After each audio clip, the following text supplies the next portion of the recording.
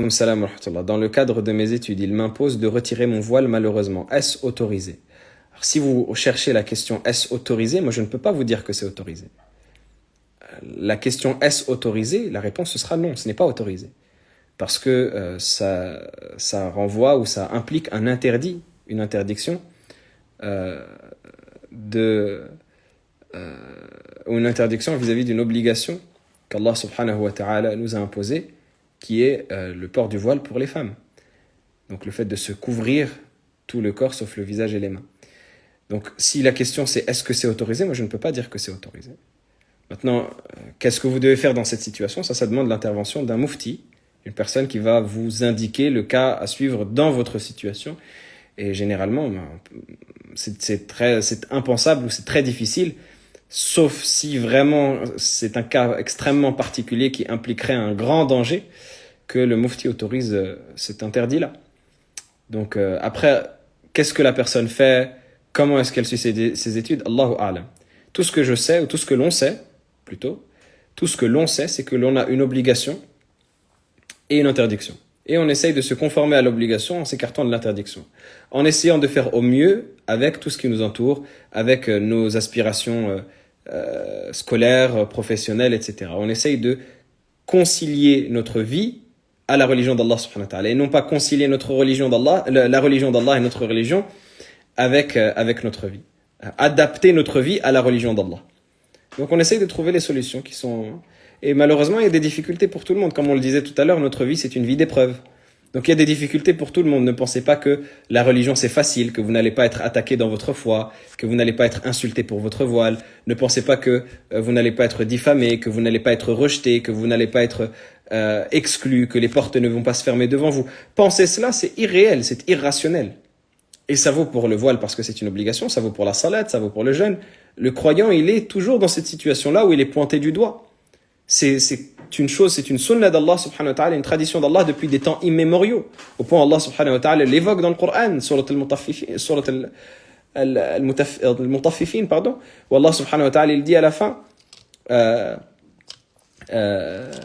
إن الذين كفروا كانوا من الذين آمنوا يضحكون وإذا مروا بهم يتغامزون وإذا انقلبوا إلى أهلهم انقلبوا فكهين وإذا رأوهم قالوا إن هؤلاء لضالون وما أرسلوا عليهم حافظين. Les mécréants, lorsqu'ils passaient devant ceux qui croyaient, ils se moquaient d'eux. Et lorsqu'ils passaient devant eux, ils faisaient des clins d'œil et des signes pour dire regarde celui-là, regarde. Et ils commençaient à pouffer de rire. Et lorsqu'ils revenaient vers leur famille, ils revenaient moqueurs en disant vous savez pas qui j'ai croisé aujourd'hui? J'ai croisé une femme voilée avec son voile sur la tête, kada kada kada, et toutes les moqueries, toutes les injures. J'ai croisé un musulman barbu, kada kada kada, et les moqueries et les injures. Et les caricatures ça c'est des choses qui sont communes à toutes les communautés qui sont toutes les communautés de croyants et qui font partie de la sunna d'Allah subhanahu wa ta'ala et la tradition d'Allah subhanahu wa ta'ala dans sa création. Mais Allah subhanahu wa ta'ala dit فَالْيَوْمَ الَّذِينَ آمَنُوا مِنَ الْكُفَّارِ يَضْحَكُونَ عَلَى الْأَرَائِكِ يَنْظُرُونَ هَلْ ثُوِّبَ الْكُفَّارُ مَا كَانُوا يَعْمَلُونَ. Allah subhanahu wa ta'ala il nous dit qu'aujourd'hui, c'est-à-dire le jour de la résurrection, lorsque là l'épreuve sera finie et que chacun aura eu la récompense pour les sacrifices qu'il aura fait, eh bien là c'est les croyants qui vont se moquer des mécréants qui se moquaient d'eux. C'est eux qui vont rire. C'est eux qui vont plaisanter entre eux. Et qui vont regarder. Est-ce que ça leur a servi à quelque chose, tout ce qu'ils faisaient? Est-ce que ça leur a servi à quelque chose, toute cette vindicte, toutes ces moqueries qu'ils faisaient? Ça leur a servi à quelque chose ou pas? Est-ce qu'ils ont reçu une rétribution par rapport à ce qu'ils faisaient ou pas? Donc à ce moment-là, on va avoir la rétribution pour nos sacrifices. Donc la vie d'ici-bas, elle va impliquer des sacrifices. Les obligations d'Allah subhanahu wa ta'ala, elles vont impliquer des sacrifices. La personne qui veut obéir à Allah sans sacrifice, c'est une personne qui n'est pas censée. C'est une personne qui n'est pas censée. Et le fait de vouloir que notre religion soit facile et qu'on la fasse et qu'on l'applique de manière facile, sans que personne nous prenne la tête, sans que ce soit problématique, ça cache des dangers qui sont le fait que notre religion, on veut que... je ne dis pas que c'est le cas de la personne qui pose la question. Je dis que parfois c'est un état dans lequel on est implicitement sans même s'en rendre compte. Quelque chose qui tire dans notre subconscient. On a l'impression que la religion, c'est une sorte de background. C'est une sorte de folklore. Comme une sorte de musique de fond qui nous accompagne. Mais ce n'est pas quelque chose au premier plan de notre vie. Donc c'est la raison pour laquelle on accepte de faire des sacrifices pour les choses que l'on considère au premier plan de notre vie.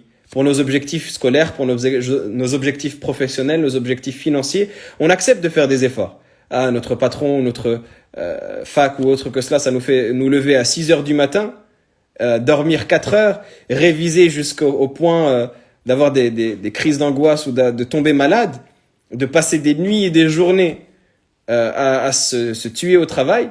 Là, oui. Mais par contre, notre religion qui, elle, nous impose des sacrifices, c'est plus difficile. Bien sûr, je ne caricature pas, je ne jette pas l'opprobre, c'est juste une remise en question et ce n'est pas une attaque quelconque ou autre que cela. C'est une remise en question par rapport à la teneur des sacrifices que l'on est prêt à faire pour une chose à laquelle on tient. Certes, il faut faire des sacrifices dans toute chose que l'on a dans notre vie, dans tout objectif que l'on veut atteindre. Donc c'est louable et c'est positif de faire des sacrifices lorsqu'on a des objectifs professionnels ou des objectifs scolaires ou peu importe. Mais rappelons-nous que notre religion également, elle nécessite un certain nombre de sacrifices. Et donc voilà, à chacun d'adapter son quotidien en fonction de ces sacrifices-là, tout en gardant à l'esprit que il doit essayer de maintenir le cap en s'écartant des interdits, en allant vers les obligations, en allant vers ce qu'Allah subhanahu wa ta'ala veut de lui à gré, mais tout en essayant de concilier sa vie avec ce cap-là et avec cette